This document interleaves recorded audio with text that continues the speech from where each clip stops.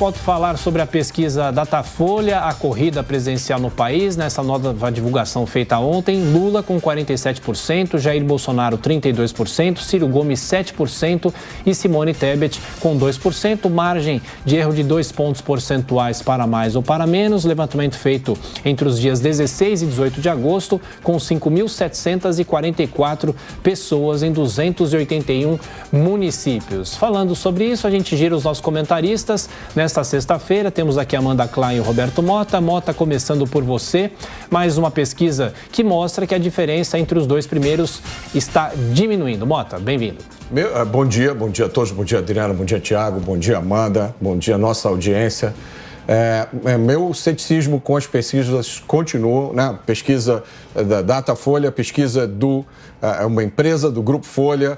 Nós publicamos, anunciamos anteontem, algumas informações sobre verbas publicitárias gastas pelo governo com o Grupo Folha. No primeiro governo Lula, essas verbas atingiram 213 milhões de reais versus 6 milhões para o Grupo Jovem Pan. No segundo governo Lula, as verbas foram de 156 milhões de reais para o Grupo Folha versus 8 milhões para a Jovem Pan.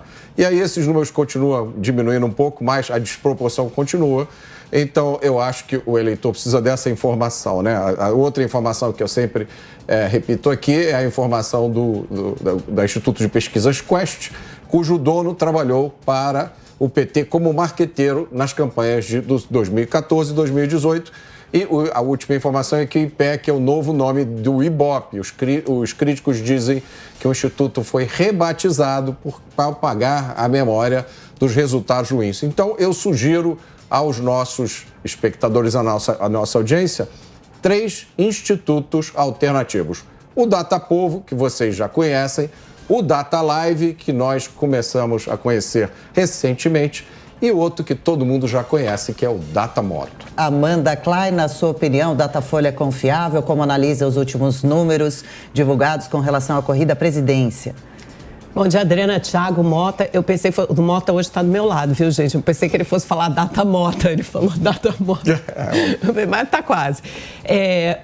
Bom dia à nossa audiência da Jovem Pan News também. Eu escolhi alguns números até para comentar com vocês, porque é sempre interessante a gente ver a segmentação e o detalhamento da pesquisa. Então, se a gente pegar, essa semana foi uma semana pródiga em pesquisa, quatro levantamentos foram divulgados e todos eles aparecem bastante alinhados. O ex-presidente Lula poderia ganhar ainda no primeiro turno, embora na margem de erro, se a gente contar apenas os votos válidos, eis o resultado das pesquisas divulgadas essa semana. Pelo Datafolha, Lula tem 51% dos votos válidos. No IPEC, que é o antigo Ibope, 52%, essa foi divulgada na segunda.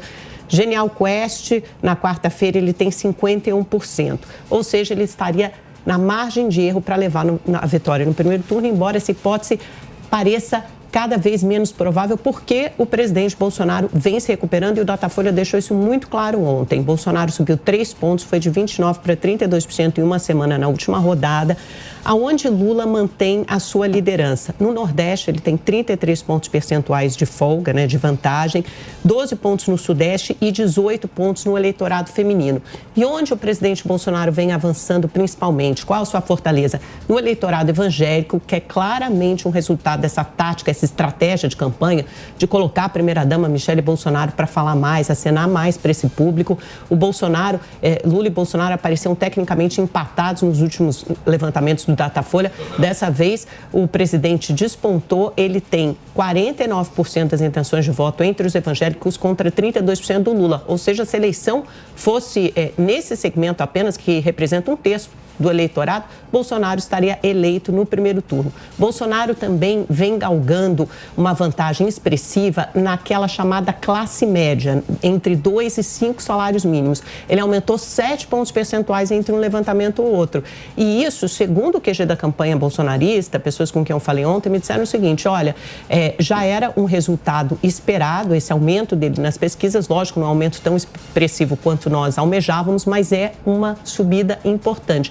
principalmente nesse grupo dessa chamada classe média. Isso é reflexo, segundo eles, do aumento do emprego, né, da queda do desemprego, do aumento da carteira assinada. Então, eles viram até com otimismo, certo otimismo nessa pesquisa do Datafolha. Só para terminar o comentário, a avaliação do QG do Lula, né? Segundo eles, o auxílio não provocou ainda nenhuma alteração importante no eleitorado, mas há sim uma preocupação com esse avanço do Bolsonaro no segmento evangélico.